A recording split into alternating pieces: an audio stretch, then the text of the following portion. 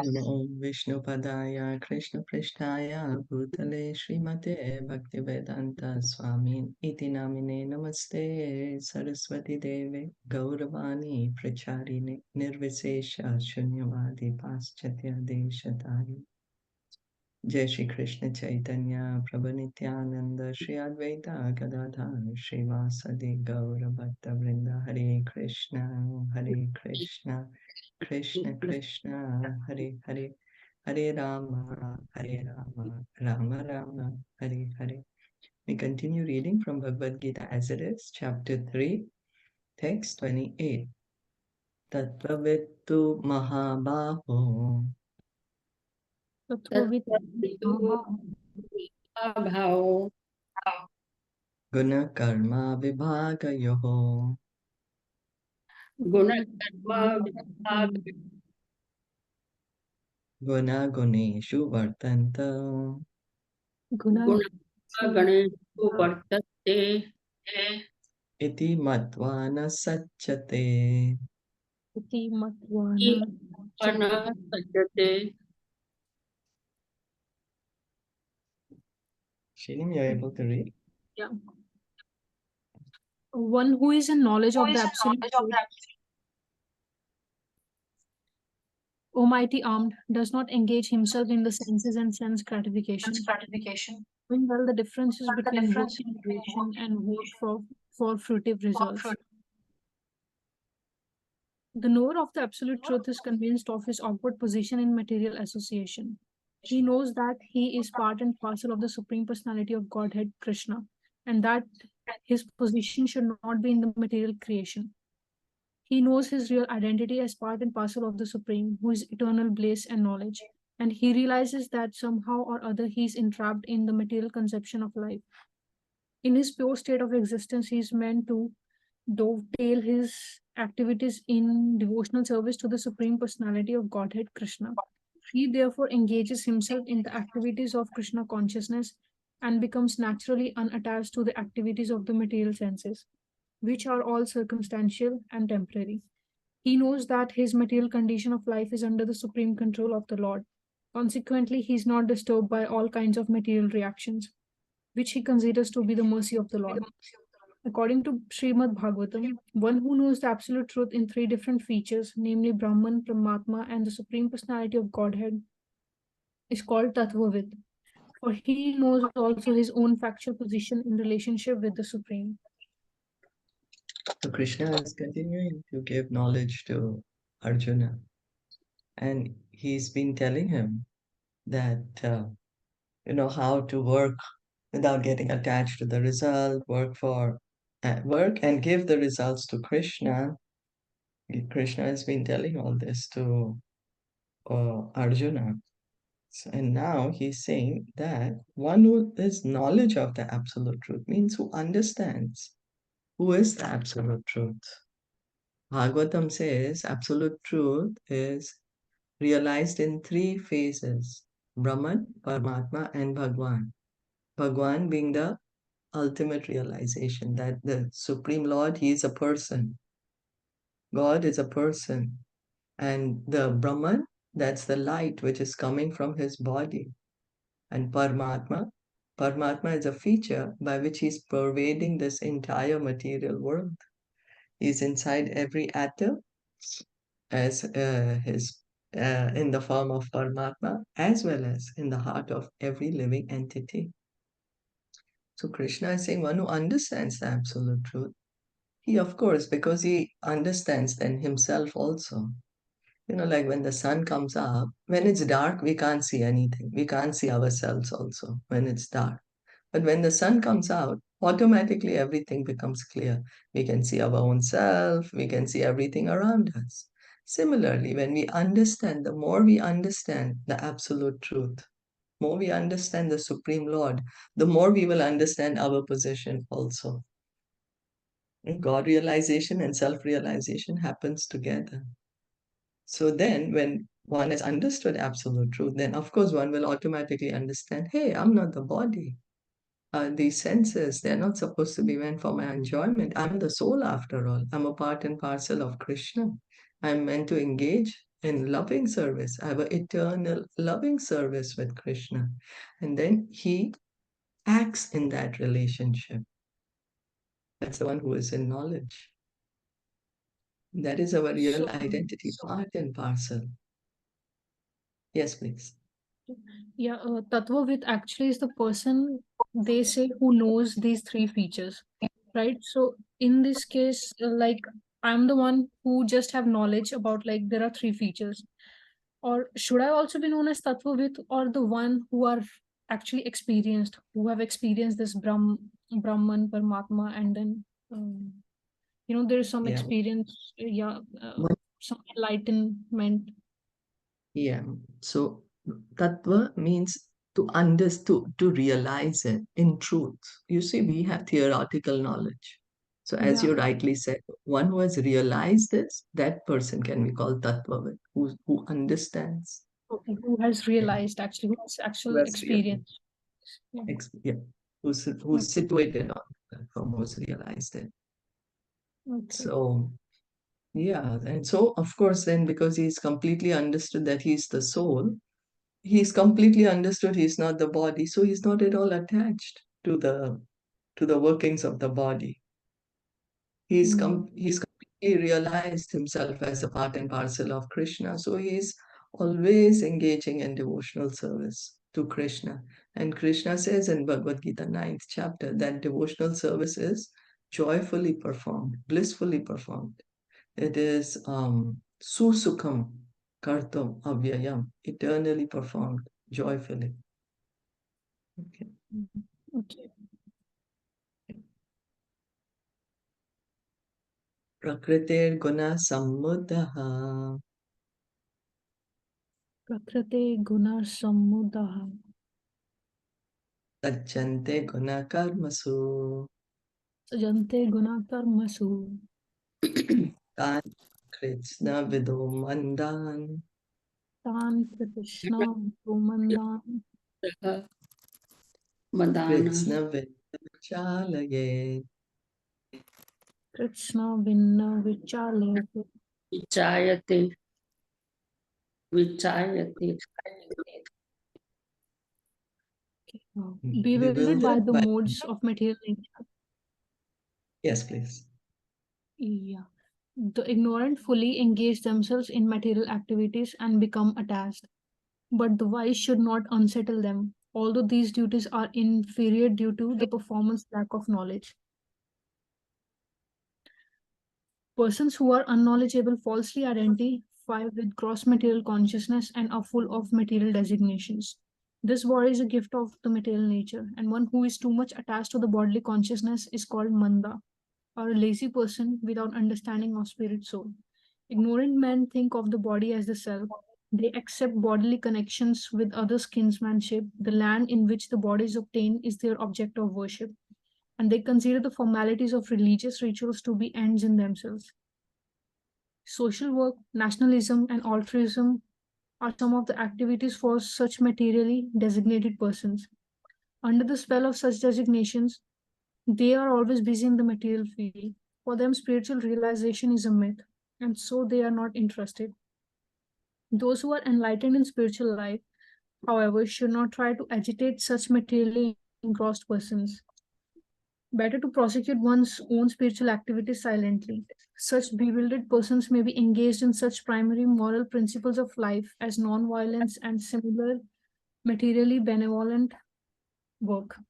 Men who are ignorant cannot appreciate activities in Krishna consciousness, and therefore Lord Krishna advises us not to disturb them and simply waste valuable time. But the devotees of the Lord are more kind than the Lord because they understand the purpose of the Lord. Consequently, they undertake all kinds of risks, even to the point of approaching ignorant men to try to engage them in the acts of Krishna consciousness, which are absolutely necessary for the human beings. So in the previous verse, Krishna spoke of the person who's understood the absolute truth. Now he's speaking of the conditioned person. He's speaking about us. We think we are the body. So everything, our words, actions, our thoughts, is just based on this body. isn't it? I am the body, whoever is connected to the body is mine. Whatever I see around me is meant for my enjoyment. So this is bodily consciousness. And the scriptures call this manda. Manda means we are not using the body. Why we are called this? Because then we are not using the body for what it's actually meant. It's actually meant to understand our relationship with Krishna, to be situated in the relationship with Krishna. So even social work and nationalism is coming under this. Why? Because it's still based on the body, not understanding that we are all spirit souls. So Krishna is saying, don't disturb them, let them be. Let them be, and you continue doing duty. But then Prabhupada is pointing out that the devotees are much more, more kind, because the devotees understand that each of us in this material world is suffering. It's a place, Dukhalayam Ashaswatam, a temporary place of suffering. And the devotee wants everyone to be situated in their original position. Devotee wants everyone to go back home, back to Godhead, be happy. And for this reason, they are out preaching everywhere without any, what do you say, any restrictions. Our Harinam is done on the streets for everyone to hear. Book distribution, prasad distribution is for everyone. So the devotees, the Krishna consciousness movement is trying to bring everyone to Krishna. That is Lord Chaitanya's order. Yare dekha tare kaha Krishna upadesh. Whoever you go, wherever you go, whoever you meet, you speak to them about Krishna. And then here Prabhupada is saying, engage them in acts of Krishna consciousness, which are absolutely necessary for the human being. Because sure, we understand, oh, it's my duty to maintain the body. I have specific duties as per whatever position I am, each of us. So the duties are divided into two. One is the material, but we also have spiritual duties. We are spirit souls, we are parts and parcels of Krishna. So we have spiritual duties too. So the devotees are trying to tell us, don't be just so engrossed in material duties. Also, take up your spiritual duty. Is that okay? Yes.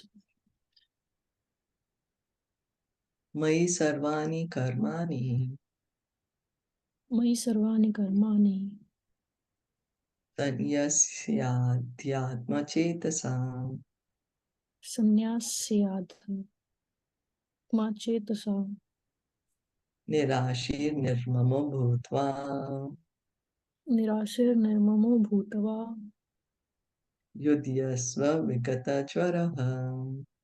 yudhyasva vigata jvaraha. Translation. Therefore, O Arjuna, surrendering all your works unto me with full knowledge of me, without desires for profit, with no claims to proprietorship, and free from lethargy, fight. This verse clearly indicates the purpose of the Bhagavad Gita. The Lord instructs that one has to become fully Krishna conscious to discharge duties, as if in military discipline. Such an injunction may make things a little difficult. Nevertheless, duties must be carried out with dependence on Krishna, because that is the constitutional position of the living entity. The living entity cannot be happy independent of the cooperation of the Supreme Lord, because the eternal constitutional position of the living entity is to become subordinate to the desires of the Lord. Arjuna was therefore ordered by Sri Krishna to fight as if the Lord were his military commander. One has to sacrifice everything for the goodwill of the Supreme Lord and at the same time discharge prescribed duties without claiming proprietorship. Arjuna did not have to consider the order of the Lord. He had only to execute his order. The Supreme Lord is the soul of all souls. Therefore, one who depends solely and wholly on the Supreme Soul without personal consideration, or in other words, one who is fully Krishna consciousness, is called Adhyatma Chetas. Nirashi means that one has to act on the order of the master but should not expect fruitive results. The cashier may count millions of dollars for his employer, but he does not claim a cent for himself. Similarly, one has to realize that nothing in the world belongs to any individual person, but that everything belongs to the Supreme Lord. That is the real purport of my or unto me. And when one acts in such Krishna consciousness, certainly he does not claim proprietorship over anything. This consciousness is called nirmama, or nothing is mine. And if there is any reluctance to execute such a stern order, it is without consideration of so-called kinsmen in the bodily relationship. That reluctance should be thrown off. In this way, one may become vigata jwara, or without feverish mentality or lethargy. Everyone, according to his quality and position, has a particular type of work to discharge, and all such duties may be discharged in Krishna consciousness as described above. That will lead one to the path of liberation. Yeah, so we said that duties, based on our position, we each of us have duties. So Krishna is saying, you do your duty and offer the result to me. Surrender all your works unto me. This is karma yoga. He's not saying become lethargic. He's not saying give up your duty. We may become so frustrated or we may become so depressed that we say, oh, I don't want to do. Krishna is saying, no, you do. But you understand your position. That what Krishna is trying to say, that understand you're my part and parcel. You can be happy only in relationship with me. So you do your duty, understanding you're not the body, you're the soul, and that nothing belongs to us belongs to us in this world without claiming proprietorship. Srila Prabhupada is saying. What happens is when we are performing our duty, we our false ego takes up so much that we think it's me, it's only me, and it's mine. We completely forget that, oh, I'm not the body actually, I'm the soul. And then Prabhupada gives us the example, a cashier at the bank, or every day he'll be counting millions of dollars. Money is coming and going, coming, going. But he knows that money does not belong to me. He's simply working for the bank.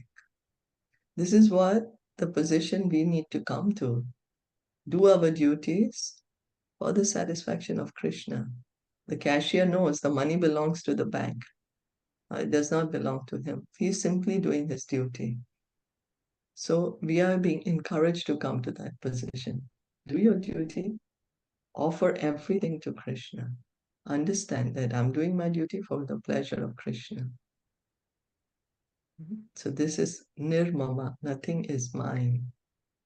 Then how can we come to this position? Because we are so attached to our body, we are so attached to um, enjoying the result of our activities. We say, why should we act otherwise? I'm acting so I can enjoy something, whatever that it could be.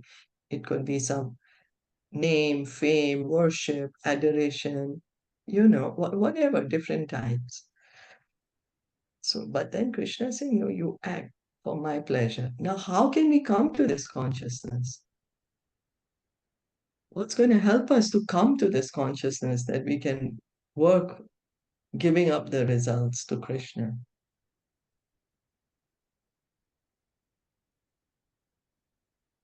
Constant hearing and chanting, Yeah. hearing from Bhagavad Gita, Bhagavatam, chanting the Hare Krishna mantra. That will help us to come to this position so that we can work without attachment. Surrendering everything to Krishna, understanding that everything is dependent on Krishna. We are dependent on Krishna, and whatever circumstances happening, that's also dependent on Krishna. So the more we hear and chant, it will help us to be situated on that platform. And Prabhupada says that opens the path to liberation. So if we at all want to get liberation, we hear and chant. That's a permanent position. Ye me matam idam nityam. Ye me matam idam nityam Anutishtanti manavaha Anuttishtanti manava. Shraddhavanto Shraddhavanto. Shraddhavanto Nyasuyanto Shraddhavanto nyasyanto. Muchyante tepi karmabhihi. Muchyante devi karmabhi. Those persons who execute their duties according to my injunctions and who follow this teaching faithfully, without envy, become free from the bondage of fruitive actions. The injunction of the Supreme Lord of Godhead, Krishna, is the essence of all Vedic wisdom and therefore is eternally true without exception. As the Vedas are eternal, so this truth of Krishna consciousness is also eternal. One should have firm faith in this injunction without envying the Lord. There are many philosophers who write comments on the Bhagavad Gita but have no faith in Krishna. They will never be liberated from the bondage of fruitive action. But an ordinary man with firm faith in the eternal injunctions of the Lord, even though unable to execute such orders, becomes liberated from the bondage of the law of karma. In the beginning of Krishna consciousness, one may not fully discharge the injunction of the Lord, but because one is not resentful of this principle and works sincerely without consideration of defeat and hopelessness, he will surely be promoted to the stage of pure Krishna consciousness. So without envy, Lord Krishna is saying, follow this teaching faithfully. Have faith in Krishna's words.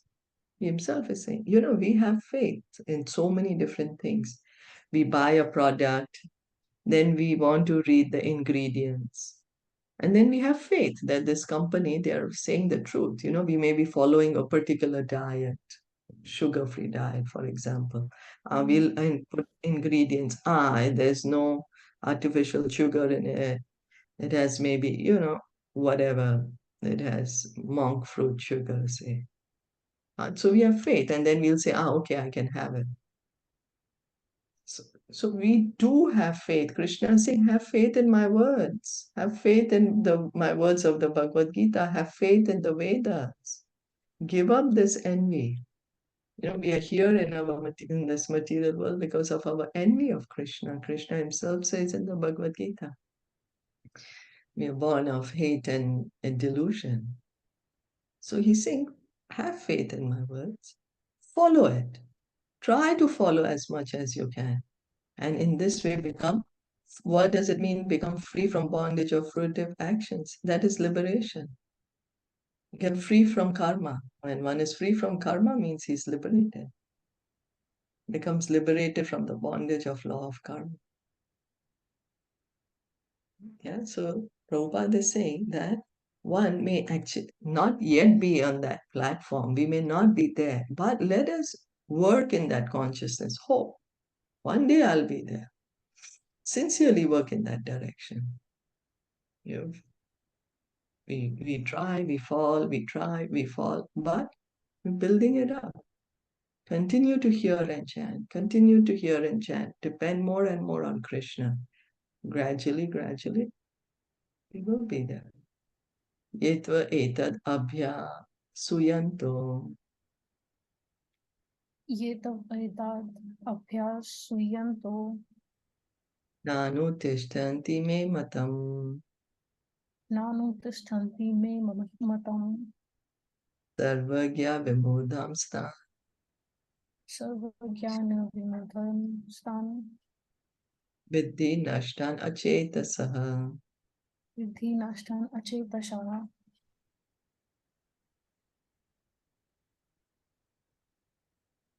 But those who, out of envy, disregard these teachings and do not follow them regularly are to be considered bereft of all knowledge, be fooled and ruined in their endeavors for perfection. The flaw of not being Krishna conscious is clearly stated herein. As there is punishment for disobedience to the order of the Supreme Executive Head, so there is certainly punishment for disobedience to the order of Supreme Personality of Godhead.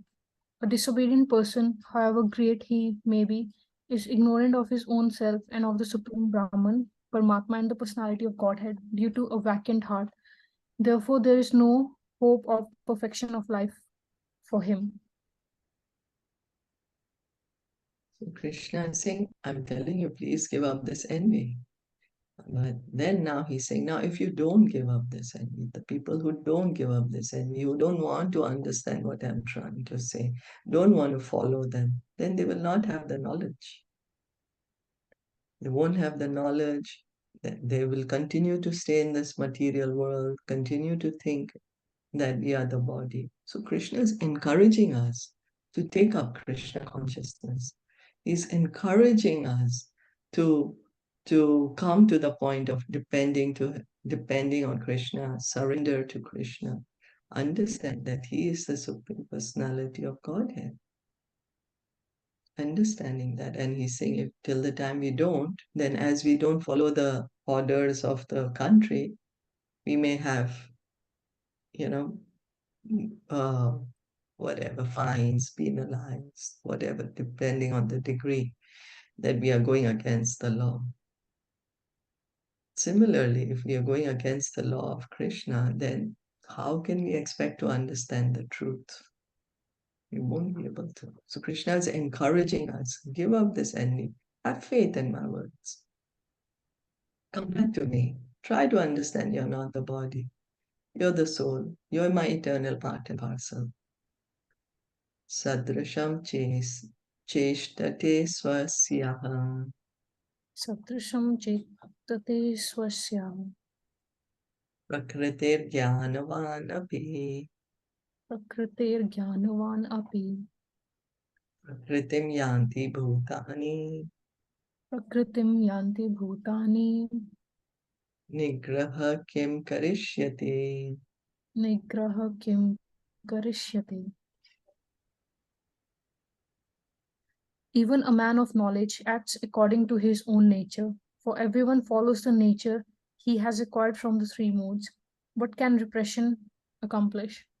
Unless one is situated on the transcendental platform of Krishna consciousness, he cannot get free from the influence of the modes of material nature, as it is confirmed by the Lord in the 7th chapter, 7.14. Therefore, even for the most highly educated persons on the mundane plane, it is impossible to get out of the entanglement of Maya simply by theoretical knowledge or by separating the soul from the body. There are many so-called spiritualists who outwardly pose as advanced in the science, but inwardly or privately are completely under particular modes of nature, which they are unable to surpass. Academically, one may be very learned, but because of his long association with material nature, he is in bondage. Krishna consciousness helps one to get out of the material entanglement, even though one may be engaged in his prescribed duties in terms of material existence. Therefore, without being fully in Krishna consciousness, one should not give up his occupational duties. No one should suddenly give up his prescribed duties and become a so called yogi or transcendentalist artificially. It is better to be situated in one's position and to try to attain Krishna consciousness under superior training. Thus, one may be freed from the clutches of Krishna's Maya. So then, in own nature, even a man of knowledge acts according to his own nature. We are bound by these modes of material nature. You know what are the three modes? Yes, mode of goodness, passion, and ignorance. Yeah, so they really bind us. They bind us till the time we are in this material world, we are controlled by these modes. And Krishna is saying, if you try to artificially suppress the modes, what are you gonna get? Nothing. The modes are anyway gonna make you act. Artificial repression is still gonna keep you in the material world. Getting liberated means we have to get free from these three modes of nature. That's transcendental platform. So what Krishna is saying, by simply by knowledge, one may have complete knowledge of the Vedas, but in the sense theoretical knowledge, not realized knowledge. One may theoretically understand I'm not the body, I'm the soul. So there's so much academic knowledge is there. But one has not realized that knowledge, so one is still under the control of material modes of nature. One is still thinking I'm the body. all related to the body is mind, and one is acting on that platform. So, Krishna is saying it's better to accept that yes, I am a conditioned soul. Let me do whatever duties are prescribed for me instead of artificially trying to come to the position, artificially trying to declare that I've become a, a liberated person. Better to accept honestly our position. Oh, yes, I am actually materially conditioned. So Krishna is saying, Srila Prabhupada is pointing out that in that position, we should not give up our duties, our occupational duties, whatever our duties may be. We may be in different positions of life. We may be husbands, wives, mothers, fathers, parents, children, different duties. Whatever duties, we should not give them up artificially. Why? Because one may say, okay, I'm going to give up all this and I'm going to go alone and sit in the secluded place and I'm going to do my bhajan. But the modes will make us act. We may be able to stop it for a short time. The modes make us act. So rather, as Lord Chaitanya says, there was a Brahman, and when Lord Chaitanya was traveling into South India, the Brahman told Lord Chaitanya, I want to give up my family. Now I just want to be with you. I will travel with you and I will serve you. And that is what I want to do. Lord Chaitanya says, you want to serve me? Okay, the way you can serve me is you go back home, you maintain your family, and you, wherever you go, whoever you meet, you talk to them about Krishna. You start chanting Hare Krishna. So this is what Lord Chaitanya says. We don't have to artificially give up our position and think that, oh, I have become like such a renounced person or I've become, a great transcendentalist. Rather, honestly, we continue doing our duties, whatever they may be, but begin hearing and chanting. Begin hearing and chanting. Try to attain Krishna consciousness under superior training. And then we have a greater chance of being liberated. Because one may say, oh, liberation means I have to go, I have to give up the world, I have to do, and then only I'll get liberated. Krishna is saying, no, you do your duty for my pleasure and cultivate Krishna consciousness. So the way we can cultivate Krishna consciousness by devotional service. Devotional service begins by hearing and chanting. Yeah, is that okay? Yes. Indriyasye, yendriyasyarthe, Indriyasyarthe ragadvesha vyavasthitam, ragadvesha vyavastitau tayornavasham agachet, yornavasham agache tau hi asya paripanthinam. tau hi asya paripanthinau. There are principles to regulate attachment and aversion pertaining to the senses and their objects. One should not come under the control of such attachment and aversion because they are stumbling blocks on the path of self realization. Those who are in Krishna consciousness are naturally reluctant to engage in material sense gratification. But those who are not in such consciousness should follow the rules and regulations of the revealed scriptures. Unrestricted sense enjoyment is the cause of material entanglement, engagement, but one who follows the rules and regulations of the revealed scriptures does not become entangled by the sense objects. For example, sex enjoyment is a necessity for the conditioned soul, and sex enjoyment is allowed under the license of marriage ties. According to scriptural injunctions, one is forbidden to engage in sex relationships with any woman other than one's wife. All other women are to be considered as one's mother. But in spite of such injunctions, a man is still inclined to have sex relationships with other women. These propensities are to be curbed. Otherwise, they will be stumbling blocks on the path of self realization. As long as As the material body is there, the necessities of the material body are allowed, but under rules and regulations. And yet, we should not rely upon the control of such allowances. One has to follow those rules and regulations unattached to them, because practice of sense gratification and regulations may also lead one to go astray, as much as there is always the chance of an accident, even on the royal roads. Although they may be very carefully maintained, no one can guarantee that there will be no danger even on the safest road. The sense enjoyment spirit has been current a very long time owing to material association. Therefore, in spite of regulated sense enjoyment, there is every chance of falling down. Therefore, any attachment for regulated sense enjoyment must also be avoided by all means. But attachment to Krishna consciousness or acting always in the loving service of Krishna detaches one from all kinds of sensory activities. Therefore, no one should try to be detached from Krishna consciousness at any stage of life. The whole purpose of detachment from all kinds of sense attachment is ultimately to become situated on the platform of Krishna consciousness. So we are attached to the objects of the senses. Our eyes will want to see something, ears want to hear something.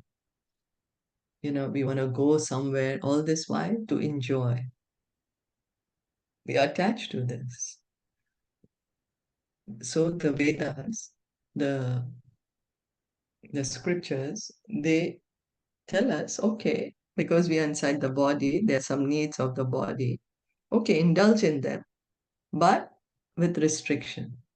So there are restrictions to the enjoyment. Like too much salt is not good, no? But we need a little bit of salt, not too less, not too much, little bit. This is what the Vedas are saying. You do sense enjoyment, but don't be attached to them. Don't overdo it. Overdoing it, then we are just thinking we are the body. Let me enjoy, let me enjoy, let me enjoy. Our whole consciousness is going to be that. And then what Prabhupada is pointing out that, okay, so one may have enjoyment under rules and regulations, but because there's so much attachment to that rules and regulations, we are just waiting. For example, if we say, okay, I'm gonna fast on a particular day, we are over our capacity. Then we are just waiting. Oh, when will I break the fast? I want to eat. When will I break the fast? I want to eat. I want to eat. I want to eat. The whole consciousness is on the food. Whereas the consciousness needs to be, oh, I'm fasting today so I can hear more about Krishna and chant the holy names more. That is the idea. So there is when there's too much attachment for the sense enjoyment, our consciousness is just, I want to do this. When is the time going to finish so I can do it? When will the time finish? I can do it. But what we need to come is to build our attachment to Krishna. Now, how can we build our attachment to Krishna? We have forgotten him. Our eternal relationship with Krishna, we have forgotten. So how can we come to this point? We continue to hear and chant. The more we hear about Krishna, the more we chant his holy names, the more we will get attached to hearing and chanting. Means the more we'll get attached to Krishna. And then to that degree, proportionately, we will get automatically detached from sense enjoyment. Because can't be doing two things at the same time, no? Doesn't work that way. So the more we hear and chant, the more we get engage in Krishna conscious activities. To that degree, we will get detached from sense enjoyment. And then what Prabhupada is saying, ultimately become situated on the platform of Krishna consciousness. Gradually, increasing more and more Krishna consciousness. And gradually, the material attachment will reduce. Shreyan Swadharmo Vigunaha Shreyan Swadharmo Vigunaha Paradharmat Swa Anushthitan Paradharmat Swa Anushtitat Swadharme Nidanam Shreya Swadharme nidhanam shreya. paradharmo bhayavaha. Paradharmo bhayavaha. It is far better to discharge one's prescribed duties, even though faultily, than another's duties perfectly. Instruction in the course of performing one's own duty is better than engaging in another's duty, for to follow another's path is dangerous. One should therefore discharge his prescribed duties in full Krishna consciousness rather than those prescribed for others. Materially, prescribed duties are duties enjoined according to one's psychophysical condition, under the spell of the modes of material nature. Spiritual duties are as ordered by the spiritual master for the transcendental service of Krishna. But whether material or spiritual, one should stick to his prescribed duties even up to death, rather than imitate another's prescribed duties. Duties on the spiritual platform and duties on the material platform may be different, but the principle of following the authorized direction is always good for the performer. When one is under the spell of the modes of material nature, one should follow the prescribed rules for his particular situation and should not imitate others. For example, a Brahman who is in the mode of goodness is non violent, whereas a Kshatriya who is in the mode of passion is allowed to be violent. As such, for a Kshatriya, it is better to be vanquished following the rules of violence than to imitate a Brahman who follows the principles of non violence. Everyone has to cleanse his heart by a gradual process, not abruptly. However, when one transcends the modes of material nature and is fully situated in Krishna consciousness, he can perform anything and everything under the direction of a bona fide spiritual master. In that complete stage of Krishna consciousness, the Kshatriya may act as a Brahman or a Brahman may act as a Kshatriya. In the transcendental stage, the distinctions of the material world do not apply. For example, Vishwamitra was originally a Kshatriya, but later on he acted as a Brahman, whereas Parshuram Harsha. was a Brahman, but later on he acted as a Kshatriya. Being transcendently situated, they could do so, but as long as one is on the material platform, he must perform his duties according to the modes of material nature. At the same time, he must have a full sense of Krishna consciousness. So Krishna is saying, do your own duty. Don't give up. Sometimes we may say, oh, doing my own duty is so difficult. I'm going to go and do something else. But what will happen is the modes of nature are strong. We really, disregard or are not able to understand how strong the modes are and how much under the control we are of these modes. They will make us act. We may say, no, no, no, I don't want, artificially, we may renounce our duty, but they will force, they completely make us act in that way. That's why Krishna is saying, you do your own duty because your own duty is made suited for your own psychophysical condition. Whatever, each of us may have a different duty. It's based on our own, uh, you know, what what modes we are under, what's our psychophysical condition, our mental condition, our physical condition, and the modes, so that we can be living peacefully and at the same time cultivate spiritual knowledge. Both need to be done. There are material duties and spiritual duties. So just as we are doing the material duties, we have to do the spiritual duties too. Even they should not be given up. Spiritual duties, hearing and chanting, and whatever duty the spiritual master has given, they need to be done. So otherwise, what happens is what Arjuna is saying, I'm going to go to the forest, I'm going to renounce, I will not fight. But Krishna is saying, and now you're saying you will not fight, but the modes will make you fight even if you go to the forest. So do your duty. So by, by telling Arjuna, Krishna is also telling us. We may say, oh, doing this particular duty for me is too difficult. I don't want to do it at all. I'm not going to do it. But after a certain time, we will continue to do it in a different way. So rather do it in a glorious way. Rather And at that time, it may be difficult, but just engage it. And Prabhupada is pointing out only on the liberated platform can we act independently. That we may change. He's saying a Brahmana, a Kshatriya, they may change the position. Parshuram was born a Brahmana, but later he became a Kshatriya. And Vishwamitra, he was born a Kshatriya, he became a Brahmana. But that is a gradual process. That is when the heart is already clean. When our heart is not clean, it's better we follow our nature. So again, this doesn't mean based on body, based on birth. This is not, these duties are not based on birth, but based on our position, our modes of nature, what modes we are in, based on that.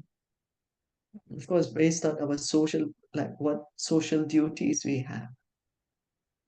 Each of us may have different social duties to perform. So Krishna is saying you do that. At the same time, cultivate spiritual knowledge. That's what Prabhupada is explaining. That's the whole thing Lord Chaitanya says. Be where you are, add Krishna to your life. Chant Hare Krishna. Hear about Krishna. Yeah? So here Prabhupada is pointing out, as long as one is on the material platform, he must perform his duties according to the modes of nature. At the same time, he must have a full sense of Krishna consciousness. So we need to revive our Krishna consciousness. We need to revive it. Easiest way to revive is by hearing and chanting. Arjuna Uvacha Arjuna Uvacha Atha Kena Prayukto Yam Atha Kena Paryuktoyam Papam Charati Purushaha Papam Charati Purushaha Anichan Api Varshneya Anichan Api Varshneya Balad Iva Niyojitaha. Balad Iva Niyojitaha. Arjuna said, O descendant of Vrishni, by what is one impelled to sinful acts, even unwillingly as if engaged by force? A living entity, as part and parcel of Supreme, is originally spiritual, pure, and free from all material contaminations. Therefore, by nature, he is not subject to the sins of the material world. But when he is in contact with the material nature, he acts in many sinful ways without hesitation, and sometimes even against his will. As such, Arjuna's question to Krishna is very sanguine as to the perverted nature of the living entities. Although the living entity sometimes does not want to act in sin, he is still forced to act. Sinful actions are not, however, impelled by the supersoul within, but are due to another cause, as the Lord explains in the next verse. So, because the soul is pure, no? We are, after all, souls. Pure soul. We are part and parcel of Krishna. So why are we acting? Why are we acting sinfully? As if engaged unwillingly, as if engaged by force. What is it that is forcing us to act? Material modes. We're going to hear now. Krishna is going to tell us what is it. You're saying material modes. Now let's hear what Krishna has to say. Shri Bhagwan Vachan Shri Bhagavan Uvacha Kama Esha Krodha Esha Kama Esha Krodha Esha Rajo Guna Samudbhavaha Rajo Guna Samudbhavaha Mahashano Mahapapma Mahashano Mahapapma Vidhi Enam Hiverinam. Vidhi Enam Ehverinam.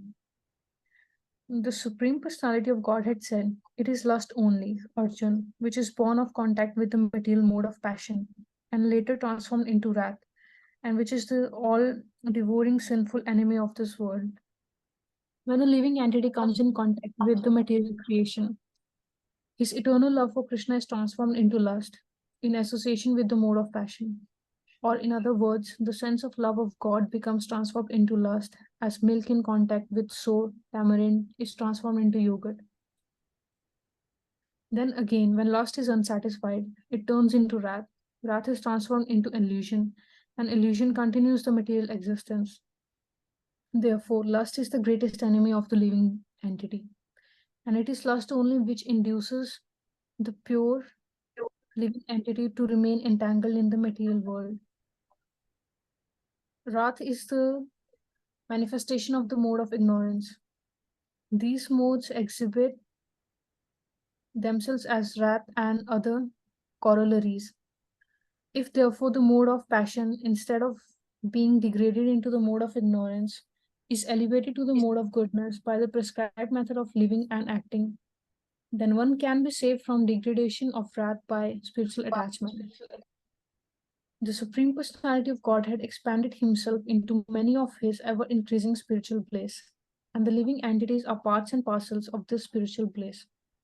They also have partial independence, but by misuse of their independence, when the service attitude is transformed into the propensity for sense enjoyment, they come under the sway of lust. This material creation is created by the Lord to give facility to the conditioned souls to fulfill these lustful propensities, and when completely baffled by prolonged lustful activities, the living entities begin to inquire about their real position. This inquiry is the beginning of the Vedanta Sutras, wherein it is said, Athato Brahma Jigyasa. One should inquire into the Supreme, and the Supreme is defined in Srimad Bhagavatam as Janmadi, Asyo Yato, Vayad Itarastas Cha, or the origin of everything is the Supreme Brahman. Therefore, the origin of lust is also the Supreme. If therefore lust is transformed into love for the Supreme or transformed into Krishna consciousness, or in other words, desiring everything for Krishna, then both lust and wrath can be spiritualized. Hanuman, the great servitor of Lord Ram, exhibited his wrath by burning the golden city of Ravana, but by doing so, he became the greatest devotee of the Lord. Here also, in Bhagavad Gita, the Lord induces Arjun to engage his wrath upon his enemies for the satisfaction of the Lord. Therefore, lust and wrath, when they are employed in Krishna consciousness, become our friends instead of our enemies. Mm. So you were right when you said modes of nature, but particularly what Krishna is telling us. What happens? Lust Lust, is, which is in the mode of passion, and and ignorance, then, right? yeah, lust and then passion. Lust, when it's not fulfilled, becomes anger, and anger is ignorance. That is what is making us act. Mm, And so then where's this lust coming from? The soul is pure. Well, we have eternally love for Krishna. But because this material world is perverted, the original love that we have is transformed into lust. Like milk is turned into yogurt, right? So originally what is this? Right now, what is this lust? That pure, pure emotion is love. Love for Krishna. Only in this material atmosphere it has become lust. And that's what is keeping us here in the material world. We want to desire, we have this desire to enjoy separate from Krishna. That's what keeping us here in the material world. And so this desire is there. And then when this is not fulfilled, it's easy for us again to come into ignorance. It really pushes us down. We get angry. When we get angry, we completely forget who we are. Completely lost it, we say, oh, I've lost it, my mind, I've lost my mind.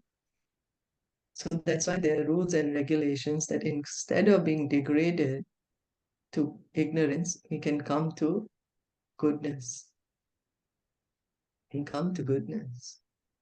And then we can transcend goodness also and come to the liberated platform. So Prabhupada is explaining here that we the living entities, we are existing, we have an eternal loving relationship with Krishna. When one is alone, there is no ras, there is no enjoyment. But when there is more, two or more or many, then there is this exchange, loving exchange, spiritual bliss. That's why we exist. We have a loving relationship with Krishna. To be having this spiritual, loving, blissful exchange. But we have a minute independence. Krishna is completely independent. We have minute. We have so what is our choice? That we want to enjoy with Krishna or we want to enjoy separate from Krishna? Enjoying with Krishna is love, enjoying separate from Krishna is lust. That, oh, I have nothing to do with Krishna, I'm independent. I can do whatever I want by myself. That is lust. So many people say, why did God create this world? He created this world for us to correct this mentality. Just like a prison house is there within the country, and certain individuals are put there to correct their wrong behavior so that they can again live back in normal society. Similarly, we have gotten this wrong mentality right now, this wrong desire that we are separate from Krishna and we want nothing to do with him. To correct this, we are here in this material world. So we can, we try to enjoy, but it leads to frustration. We are baffled. What's happening? Hey, why am I here? Finally, one may begin to inquire about real position. Athato Brahma Jigyasa. Vedanta Sutra says that is the beginning of human life. That one can say, let's try to inquire into the Supreme. This is the origin, this is the beginning of human life. And Krishna has created this material world so we can come to this point to understand, hey, what's happening? Why am I here? Why am I suffering? I don't want to suffer. Prabhupada is pointing out this lust therefore lust is transformed into love for Supreme or transformed Krishna consciousness. Or in other words, desiring for Krishna. When we want to enjoy our senses but for ourselves, that's lust. When we are doing everything in a mood of service to Krishna. That's love. So does it mean that on the loving platform we are suffering and only Krishna is enjoying? No, it's mutual. It's mutual. The living entity is also experiencing the highest bliss in the service to Krishna. He's on the loving platform. It's love after all. So there is this exchange, a very, very blissful exchange between Krishna and the devotee. Then here, of course, Prabhupada is giving the example of Hanuman, how he used his anger to burn down Lanka, or Arjuna, his anger to fight in the war. So, but these are great devotees. They can do it. We don't have it. We get under the control of anger. They were able to use anger in Krishna's service. So this anger also, the pure devotee knows how to engage anger in service of Krishna, but we don't know. We get completely engulfed by anger. We completely forget who we are. Puts us further in ignorance. Is that okay? Yes. So then how can we give up this lust? How can we again revive our love? Again comes to the point, hearing and chanting. Because this is our position right now. We are under the modes of passion and ignorance. Forgotten our love for Krishna. We are acting out of lust. Then we continue to hear and chant. Thank you so much for joining in. Shla Prabhupada Ki Jai. Hare Krishna.